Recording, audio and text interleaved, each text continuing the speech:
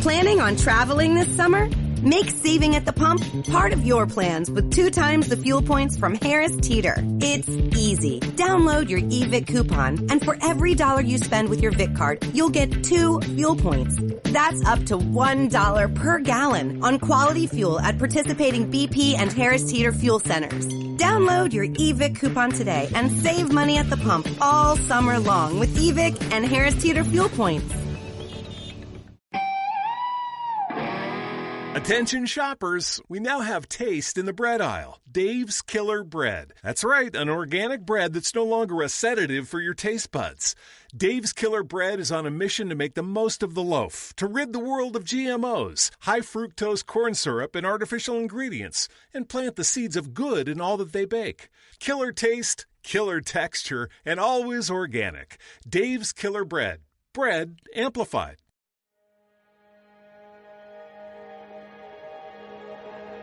Welcome to the Unscripted podcast. My name's Corby LaCroix, and the song you're hearing right now is called Great and Mighty One, available on Spotify, iTunes, or wherever you get your music. But for now, here's your host and my friend, Aaron Conrad. Great Redeemer, God of grace. All right, everybody, welcome back to Unscripted from my studios in Old Hilliard, and really exciting today to have a guest.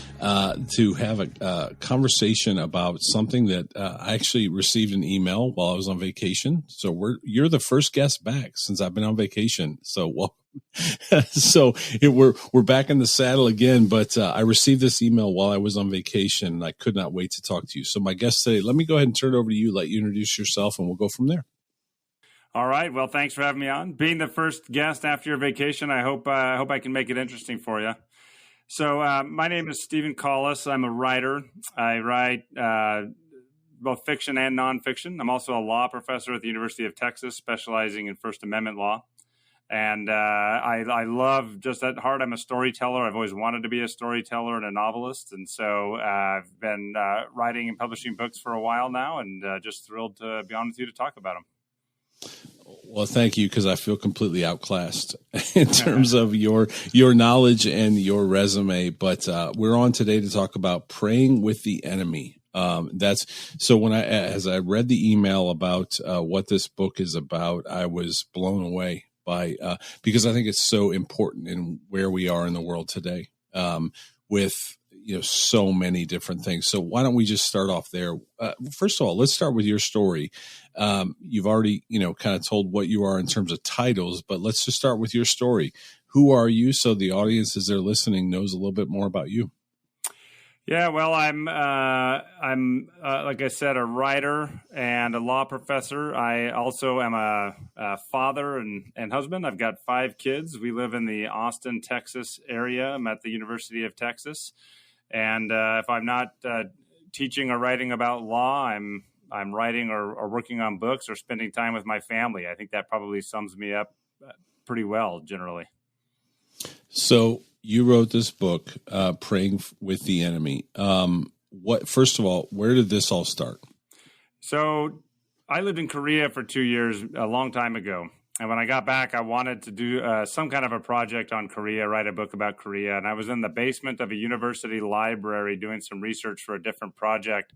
And I found this out-of-print memoir about an American fighter pilot that had been shot down behind enemy lines in the Korean War, snapped both his ankles, got captured, survived, escaped, got recaptured, and then with a North Korean soldier managed this miraculous escape. And he had written this book after he had returned to the United States. And, it was out of print, old and dusty. No one knew about the story. And I just thought to myself, one day I'm going to bring this story back to life. So it started 20 years ago. And wow. I finally reached a point in my career where I had a publisher that wanted to go forward with it. And I was excited to go forward with it. And that's how we started moving forward. So is the book... Is the book fiction or is it nonfiction? It is mostly nonfiction. It's fictionalized to the extent that I made it a historical fiction based on the true story. But many of the facts in there are absolutely true. And in fact, one thing I put in my author's note at the end is probably the facts that seem the most unbelievable are the ones that are most likely true. Where I fictionalized it is I tried to work with pacing. I wanted it to be fast-paced. I wanted to include a bit more dialogue than I otherwise had available to me. And then there were a few people that I created one character that represented a few people instead of kind of having these different folks, and I just did that kind of for narrative pace. But by and large, the story is true and tracks the real story of these two men, this North Korean soldier and this American fighter pilot. So, excuse me, you found this memoir. You write this book. What was the thing that captured you when you found the memoir? Like what made you want to pursue this project? I just found the story just unbelievable. And a detail I left out is the North Koreans, after this fighter pilot, his name's Ward Millar, after he escaped and he's hobbling across the countryside with 2 broken ankles, the order had gone out that he was to be executed on sight. So when he gets captured, he figures this is it, it's over. Right. But the North Korean soldier who captured him was a closeted Christian. And most people don't know this, but there were some Christians up in Korea at the time, and especially in what is now North Korea. And the communists had essentially taken the position that any religious group needed to be basically crushed, because religious groups represented a threat to the new communist regime, because people would be loyal to the religious group as opposed to loyal to the new government. So he had to basically go into hiding and be closeted in his religion. Then he was forced into the North Korean army. And then when he captures this American, he's got orders to execute him. But Ward Millar had crafted a tiny little cross out of 2 sticks. Ward wasn't sure if he was Christian or not, but his wife was a very devout Catholic, and so he was clinging to her faith, really. And he had fashioned this little cross. And the Korean man saw that cross and suddenly realized he might have a friend. And in his mind, because he had been forced into the North Korean army, what went through his head immediately was perhaps they could work together. So the chances of these 2 men finding each other the way they did just really captured my imagination. And then, it's exciting. It's got survival. It's got, trying to survive behind enemy lines, escape under fire. I mean, all the things you'd want in a great story, plus this kind of miraculous aspect of how these 2 men found each other. Are these 2 men still alive? Do you know? So they both died in the 1990s of just, natural causes, but their widows are both still alive and in their late 90s. Ward Millar's wife just turned 97, and Kim Jae-pil's wife is in her mid-90s as well in Korea. And I'll tell you, they're feisty and fun to talk to. And I was able to interview in person Barbara Millar, who's just a gem. I mean, the funniest part about it is I'm in her house for 2 days. I'm interviewing her, and at the end of the 2 days, she says, "Why would anyone want to hear about our story?" Which I thought was just great, because to her, she just lived it. It's just part of her life. But I keep telling her this is an amazing story. It needs to be told. Right. So you had the opportunity to speak to them or her directly.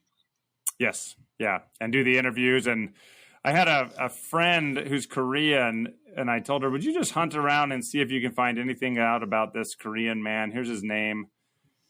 And I figured she wouldn't have any luck. I mean, what were the chances? She came back within less than a day and had found the family, had found his widow, had found people who had contacts with them, and I was able to really start getting a lot of information. So it was actually really cool to be able to pull that off. What do you think we can take away from, so someone picks up the book today, what can we take away? What are your hopes that we take away from the book? Well, this is going to be an unsatisfying answer, which is to say, I often will write a story like this. I don't have an agenda. I mean, I want readers to take from it what they will after they read the story. More than anything, I want it to just be a compelling and powerful story. But I do think the title is somewhat telling, this notion of praying with the enemy, that for me at least, what I get from their story, and I think other people could get different things, but what I get from their story is this idea of 2 men willing to overlook all sorts of differences. They're in different armies that are at war with each other. They're of different races and nationalities. Quite frankly, they were of different religions. and willing to look past all of that to join forces together to try to escape a common enemy. I think our society today could really benefit from that type of attitude, right? We've got very important and critical differences that we don't have to sacrifice, but at the same time, we can join together to preserve those things that matter most. Right. And the title again is Praying with the Enemy. And so I think that's a big title, because if we are to pray with our enemy today, we have so much to disagree about. I think there's, the options are many when it comes to disagreeing. What do you believe? Where did the title come from in terms of praying with my enemy? You know what? It's just something that came to me. It was the very first. Normally, I pitch a title to my editor and publishers, and they come back with 17 different alternatives, and then we go back and forth for weeks on end until we settle on something.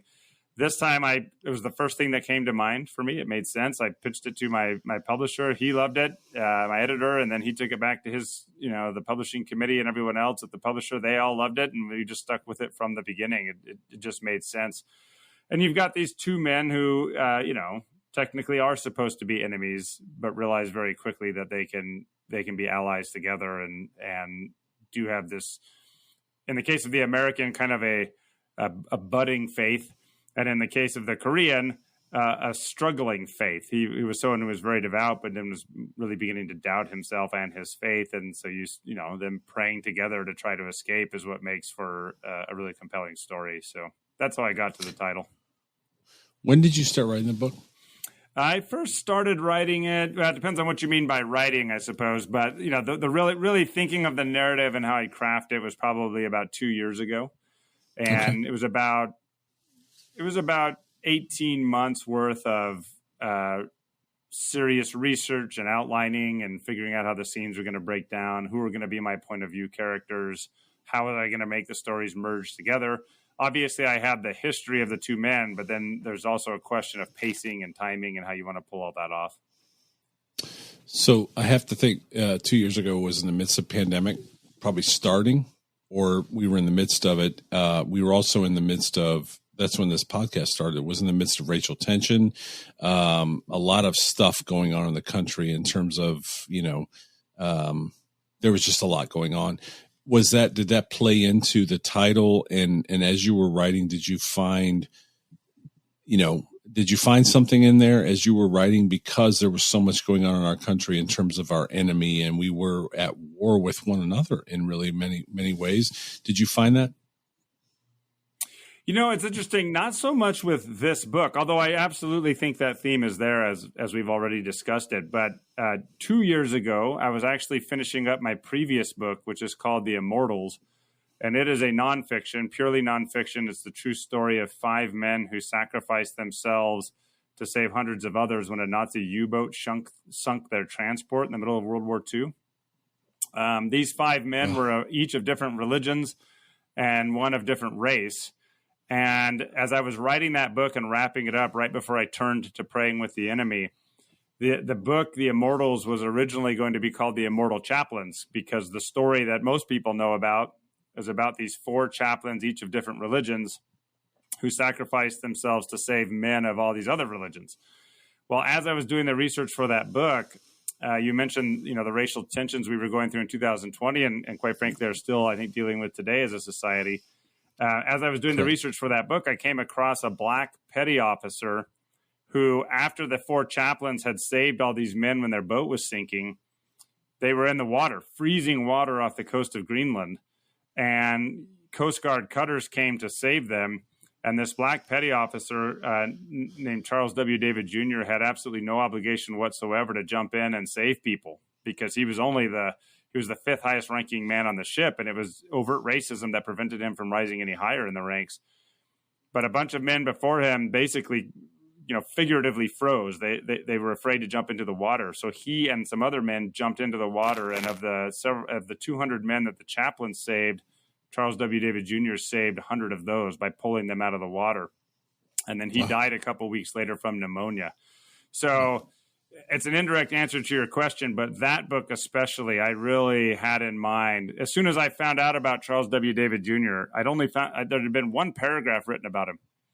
And I immediately called up my editor and I said, look, I know I'm under deadline, but I don't see how we can tell this story, call it The Immortal Chaplains, and not give Charles W. David Jr. the same treatment. So I said, we've got to change the title of the book to The Immortals. You need to give me more time to hunt down Charles's family, to do research on his background and his life story, and to give him the same treatment we're giving the chaplains. And so that was a wonderful opportunity, and it was so great to connect with his family and tell his story. And so all of that was very much at top of mind. And I think you can see the same theme in both books. It's the idea of people who have very, important differences, but trying to set those differences aside to kind of show each other and respect each other's common humanity. Where do we find the book? You can get it anywhere books are sold. Amazon's obviously the easiest, but Walmart, Target, Barnes & Noble, anywhere you can go to my website, steventcollis.com. I've got links to all, at least half a dozen retailers selling it. Awesome. And what is your biggest hope that someone would take away from the book? This is probably completely selfish. My biggest hope is that they'll absolutely love it and want to share it with their friends. I think it's an inspiring story. It's an inspiring story of faith, but it's an inspiring story of, I would say, sophisticated faith. People who take their faith seriously. Ward Millar and Kim Jae-pil, the Korean, are two people that really take their faith seriously and were trying to figure out what their faith meant to them. And I'd love for it to be an inspiring story for folks that they want to share with their friends. So let me ask you one more question. Writing a book is not easy. It's a lot of work. It's a labor of love, I think, in many ways. You said you have other jobs that you do. You have another life, so to speak. You have a father. You have children. What goes into writing a book? And this is completely, I guess, unrelated or related, but I just want people to know, it's not easy. I think we go to the library, or behind me on the bookshelf back there are a bunch of books. I grab a book, I read it. I don't know if I realize what goes into writing a book. It's a lot. It's a process, is it not? I mean, how long did this take you from first conception to book in your hand? How long did that take you? Well, in all reality, 20 years, right? And I don't just mean that because I found the idea 20 years ago and then barely got around to writing it, but it's not just, to be a successful writer, it's not just the one project. It's learning the craft and learning how to write well, and then breaking in with a publisher and convincing a publisher to take a gamble on you, right? And then from there, actually drafting. So there's all of that, which took me a very long time, especially as I was navigating another career and raising a family and whatnot. Once you start working on a particular project, if you've got a publisher, you start with the kernel of an idea. Then you've got to think about, how am I going to make this idea something that's really compelling for a reader? For me personally, I outline the scenes so that I can really figure out a way that this story is going to work in a way that'll move quickly for the reader and help them experience it. And those scenes aren't just accidental. I mean, there's a method involved where I use what's called a 3-act structure. You've got Act 1, setting things up. Act 2 are where people are trying and failing at whatever goal they're trying to achieve. And then the 3rd act is where everything comes together and you have emotional resonance. So setting up your scene so that works. You've got subplots that have to follow a similar pattern. And then, of course, there's crafting and drafting it all, right? And making sure the scenes are doing what you intended for them to do.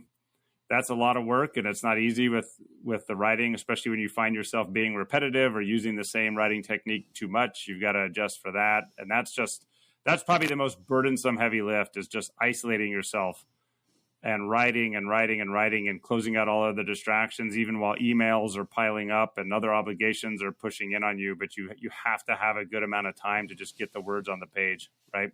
And for books like mine that are historical fiction or nonfiction, there's a lot of research involved, right? I travel all over the country, sometimes to other countries, trying to get facts, understand things that are not necessarily intuitive to me, like nautical terms and terms related to flying jets in the 50s and the Korean War. That's not stuff I just naturally know about. You've got to do the research. So all of that goes into it. It's a lot of work, but you're right. It's a labor of love. I find true writers have stories within them, and they just have to tell them. Yeah, they're going to come out one way or another. So I'm grateful that I can do it in a way that I can share the stories with others. And give me all the links one more time.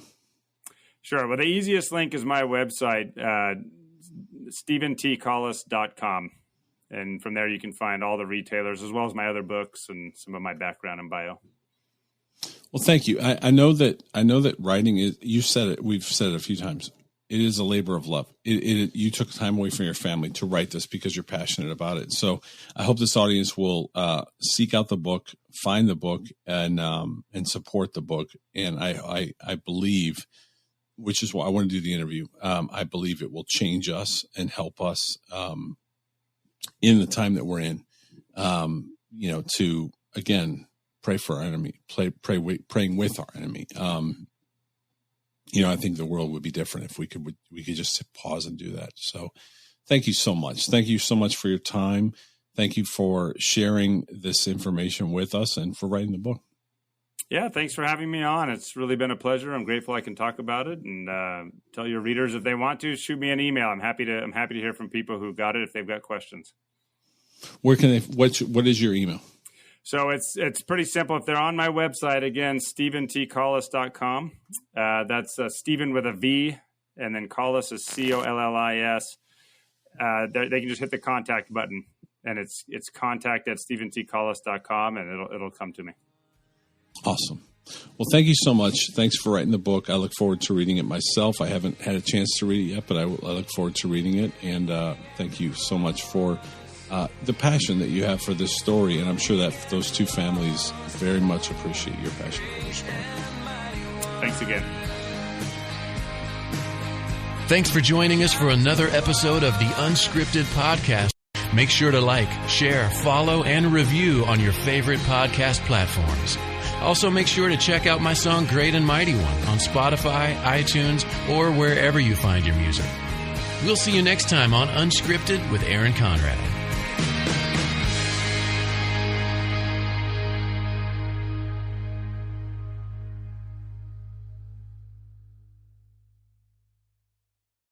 We've all spent more time with family lately. It can feel like old times, but your mind is on the future too, and what you can do to shape it. At Sandy Spring Bank, we work with clients to help them grow and protect their money with wealth management, trust services, and insurance, so they can enjoy today and ultimately pass along their wealth. We believe real banking is a conversation. Let's talk about your dreams. Visit sandyspringbank.com/wealth. Wealth and insurance products are not FDIC insured, not guaranteed, and may lose value. Mary redeemed a $50,000 cash prize playing Chumba Casino online. I was only playing for fun, so winning was a dream come true. Chumba Casino is America's favorite free online social casino. You too could have the chance to win life-changing cash prizes. Absolutely anybody could be like Mary. Be like Mary. Log on to ChumbaCasino.com and play for free now. No purchase necessary. Void where prohibited by law. 18+ terms and conditions apply. See website for details. The voice in the preceding commercial was not the actual voice of the winner.